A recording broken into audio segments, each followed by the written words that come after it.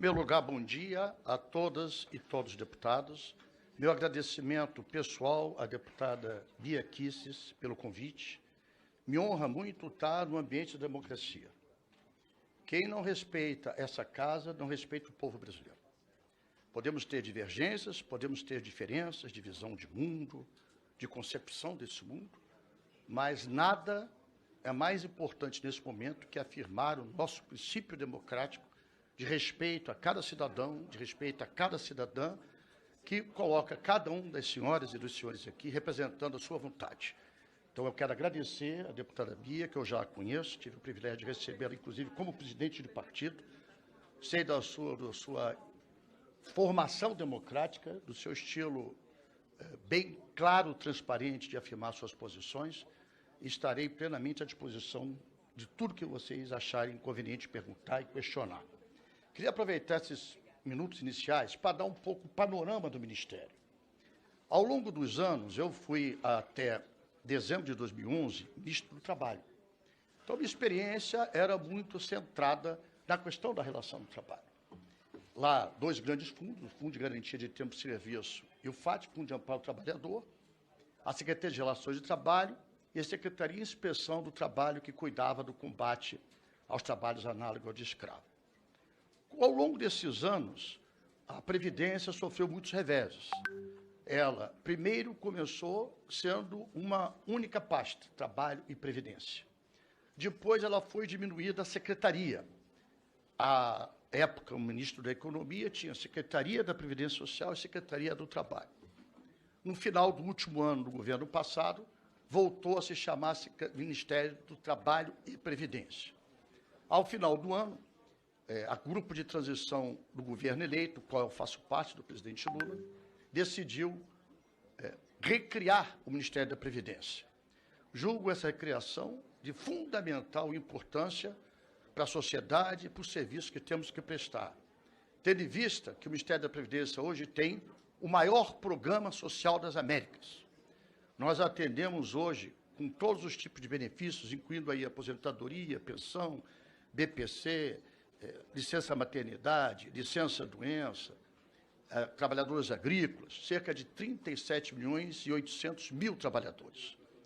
Nossa previsão é que, num crescimento vegetativo normal, nós, ao final do ano, tenhamos mais 1 milhão de aposentados, pensionistas e beneficiários da Previdência. E, dando certo o nosso projeto de fazer essa fila andar e até o final do ano termos todos com 45 dias de prazo, que é o prazo mais razoável dentro da legalidade, temos outros 800, 900 mil a mais. Ou seja, já estou, desde o início, avisando a esta casa que teremos necessidade de dialogar com os senhores, de dialogar com as lideranças sobre o orçamento, porque nós não podemos deixar nenhum aposentado e pensionista tendo o seu direito, reconhecido o seu direito, justo o seu direito, com os seus pagamentos efetuados. É um fato novo, porque nós herdamos essa fila de 1 milhão e 800 mil que, por algum motivo, não tiveram seus direitos concedidos, uma fila imensa. É claro que teve esse agravante aí também da pandemia, né? Agravante da profunda diminuição de funcionários.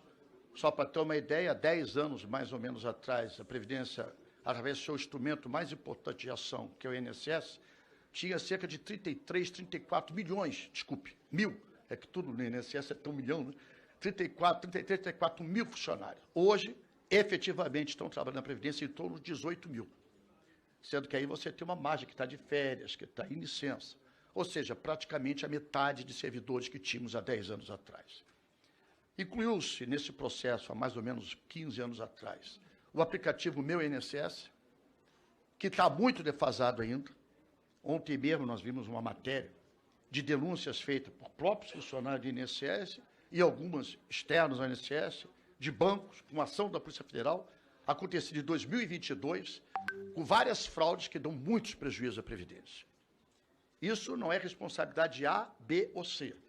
Isso é responsabilidade, primeiro, que esse crime organizado nessa área de cibernética, de informática, ele cada vez mais se aperfeiçoa. Nós assistimos há poucos anos atrás entrar no Pentágono, na Casa Branca, Então, da mesma maneira como se tem que melhorar, e precisamos disso, agora sobre a nova direção da Dataprev, que é quem é responsável por todo o mecanismo de informatização do Ministério, eu tenho certeza, nós temos praticamente toda semana, 2, 3 vezes por semana, tivemos essa semana já uma reunião com a Dataprev para aperfeiçoar esse sistema.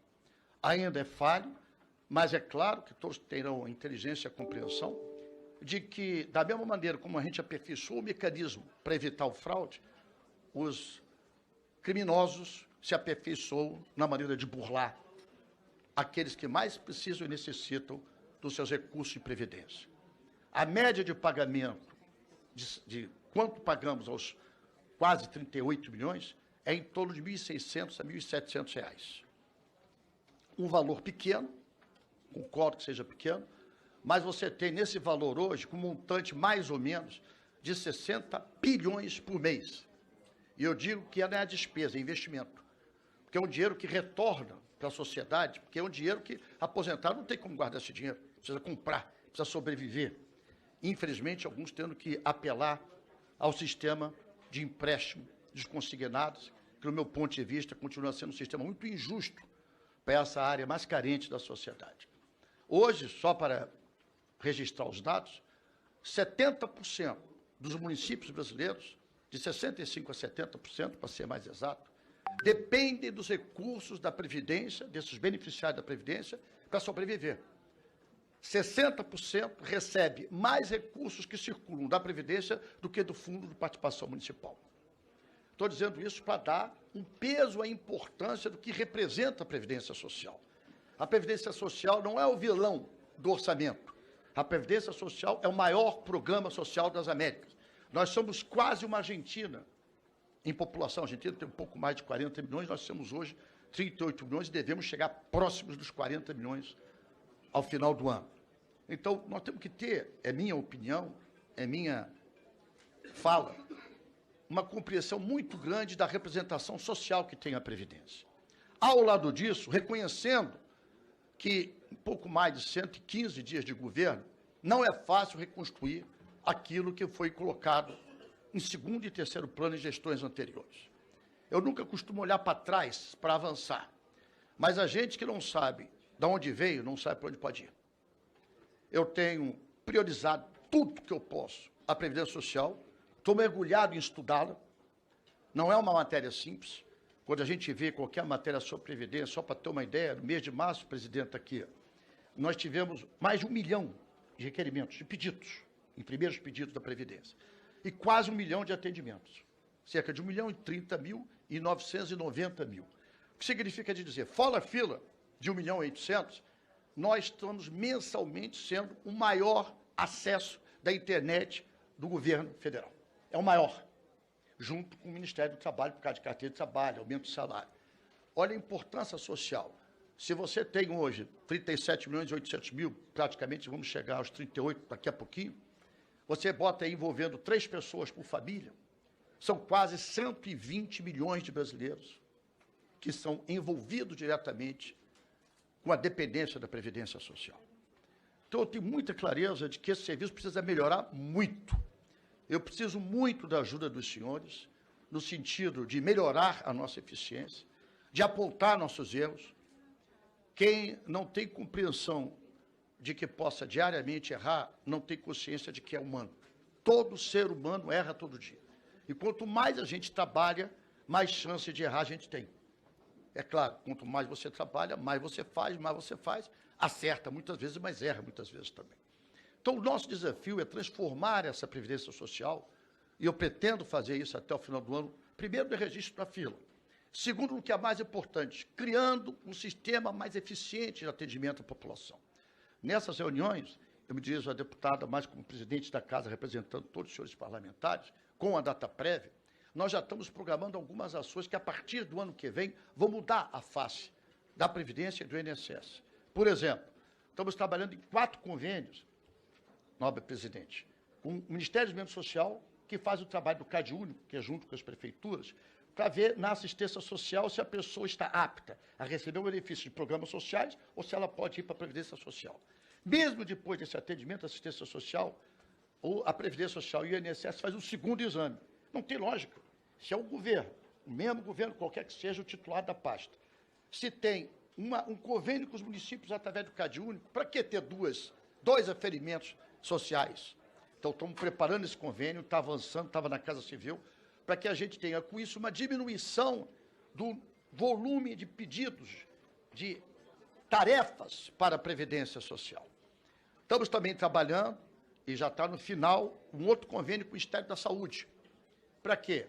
Para usar o ateste médico, que é um atestado que se dá, infelizmente, na maioria das vezes, os nossos funcionários sequer conseguem ler, e nem o beneficiário, o que está escrito no atestado. Não é diminuição aos médicos, é que normalmente eles atendem muita gente e a escrita não é muito legível para boa parte da população. Com essa técnica do ateste médico, vai estar tudo informatizado, o Ministério da Saúde fazendo isso, através do sistema SUS, que também é conveniado com estados e com municípios, servirá para diminuir o nosso impacto do serviço da perícia médica, que hoje é o maior gargalo, o maior afunilamento de pedidos que a Previdência Social tem. Para vocês terem uma ideia, desses cerca de 1.800.000 pendências, de vários tipos de pendências, quase 1.050.000 são falta de perícia médica.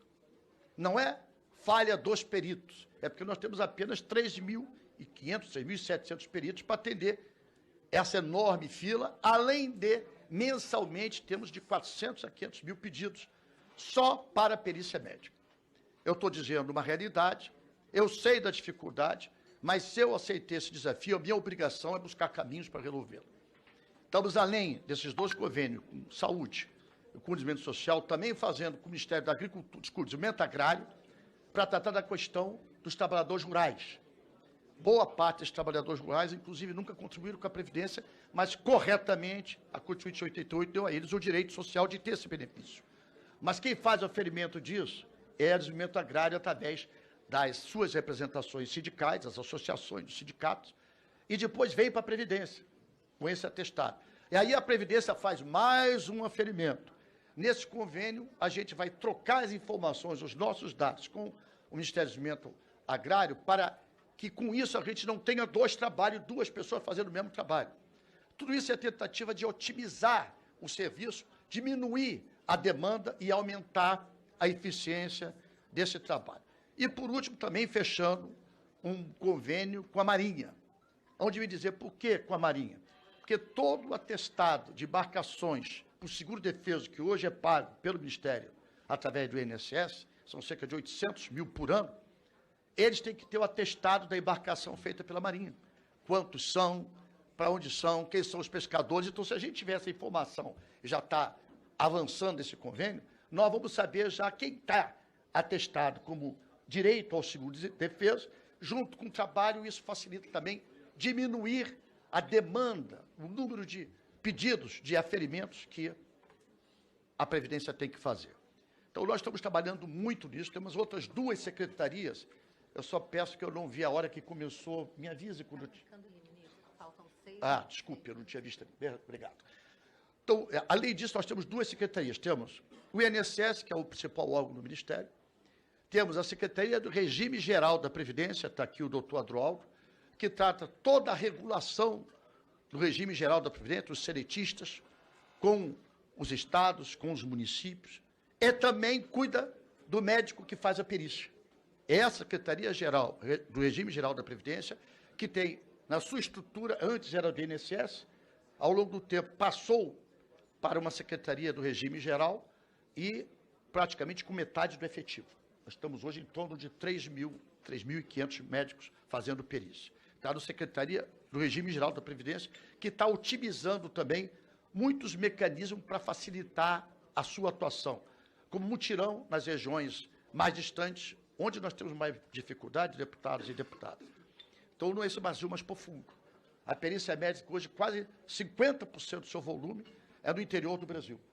Interior da região amazônica, porque lá tudo tem que ser de barco. Já criamos 3 barcos, vamos criar mais um, mais 2. Tem que ser atendido de barco, porque é tudo distante, tudo tem que ir para o rio, não tem outro jeito, o avião. No Nordeste, principalmente no interior, há também uma grande deficiência. Então, nós estamos trabalhando para, com esse mutirão, chegar próximo da população mais necessitada. Estamos diagnosticando onde tem essa demanda, principalmente na área da perícia, para ir ao encontro de quem precisa da perícia e fazer mutirões temporais, para acabar com a fila até o final do ano e para colocar todos no regramento de um máximo até 45 dias. É o nosso compromisso, é o que eu tenho como desafio. Também temos a Secretaria do Regime Próprio e Complementar. Está aqui o secretário, o doutor Paulo Pinto, que faz a Secretaria do Regime Próprio. Ela cuida de todos os regimes próprios das prefeituras e dos estados. Você sabe que, por força de lei, os estados tiveram que se adaptar a essa realidade, criando o seu regime próprio. O que aconteceu dos dezenas de prefeitos que me procuraram? A maioria sem condições de pagar o débito. O que eu estou fazendo? Já está proposto, está na Casa Civil, a qualquer momento o presidente deve assinar. Nós estamos propondo uma retomada do que já foi feito há 15 anos atrás. Um novo prazo de regime, que pode chegar a 20 anos, para que esses que têm que pagar aquele regime anterior que não tem condição, tem um parcelamento dessa dívida para todos, não tem discriminação, desde que o prefeito ou o governo do estado tenha o compromisso de botar em dia aqueles que estão fazendo agora. Então, com isso, nós vamos dar um oxigênio para que as prefeituras sobrevivam e não tenham impedimento de receber outros recursos federais, até emendas, porque não tem aquele certificado próprio para que eles possam receber essas emendas, esses recursos. Então, isso já está na sua fase final e quem está cuidando disso é a Secretaria do Regime Próprio e Complementar. E também temos o Previc, que é quem cuida de todo o sistema de fundo de pensão, tanto os abertos quanto os fechados. Esses fundos são bem fortes em volume financeiro, cada um deles, tanto no regime fechado quanto no regime aberto, tem cerca de 1 trilhão, com T, e 400 bilhões de patrimônio. Tanto fundo fechado, aí você inclui os fundos da Petrobras, da Caixa Econômica, do Banco do Brasil, do sistema, alguns estados, como os regimes abertos, que aí são basicamente os seguros de saúde, Saúde Bradesco e outros seguros de saúde. Nós estamos trabalhando para equacionar um grande dilema, que é muitos patrocinadores, muitos bancos que entram nesse sistema estão querendo sair e tornar esses fundos praticamente inadministráveis. Então, o doutor Ricardo Pena, que também está aqui, ele está trabalhando no diálogo para tentar ver se a gente evita um mal maior, porque esse sistema de fundo é responsável pelo pagamento das pessoas, de dezenas, centenas de milhares, até milhões de pessoas que participam dele. Bom, para fechar, nesses 2 minutos e 25 segundos finais, tem 2 questionamentos que me foram feitos e eu vou estar à disposição para qualquer pergunta. Um, sobre desconto em folha.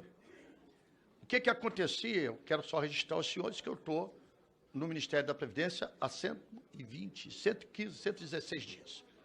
Há anos é feito através das associações dos sindicatos que representam os aposentados. Eles têm que mandar e o aposentado tem que autorizar por escrito que possa fazer esse tipo de desconto. Em média, eu tenho essa tabela, depois vou pedir para distribuir, se for permitido pela presidência, assim os senhores desejarem. Em média, o desconto varia de R$ 30 ao máximo de R$ 70 a cada aposentado. Bom, esse sistema é um sistema que tem suas imperfeições também. Por quê? Nós estamos começando, essa denúncia que foi apresentada ontem, vocês viram o volume de fraude. Quase 2 bilhões foram encontrados de pessoas que fraudavam a Previdência para se beneficiar, alguns com auxílio, infelizmente, de alguns funcionários internos da Previdência, do INSS, e, infelizmente, com alguns funcionários de bancos que passam informação, que eles têm todo o cadastro dos seus clientes, e isso também acontece com os descontos.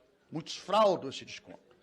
Nós estamos deixando claro que qualquer cidadão, aposentado e pensionista, pode retirar a qualquer momento isso através do INSS, do meu INSS, que é a nossa plataforma digital, através do 135. Nós recebemos esse comunicado e providenciamos. Mas é uma operação entre sindicato, banco e aposentado e pensionista. Eu não tenho como intervir nesse processo de autorização. A autorização é pessoa intransferível. É como se for uma filiação partidária. Cada um faz a sua. E tem a autonomia dos sindicatos e das associações nas suas representações e nas suas cobranças. E a outra coisa sobre a pedalada fiscal do salário mínimo. Para fechar, nós vamos depois discorrer isso com mais profundidade, Mas hoje o salário mínimo foi para 1.302, é isso? 1.302? Acho que é isso. Eu tenho o número exato, mas não tenho de cabeça. Foi proposto 1.320, abaixou para 1.302 e o governo ainda não tem o valor exato que vai dar para a segunda parcela que já se comprometeu a aumentar. Isso vai ter que ser discutido no Congresso. Tem que ter medida provisória. Então, não há pedalada fiscal enquanto não há fato. O de 1.302 foi feito, aprovado, com uma medida provisória, contextualizada e acordada no Congresso Nacional, Senado e Câmara. Qualquer modificação tem que ser feita com o mesmo caminho. Então, encerro aqui, agradeço a paciência, a generosidade de me dar mais um minutinho de desconto aí. Muito obrigado.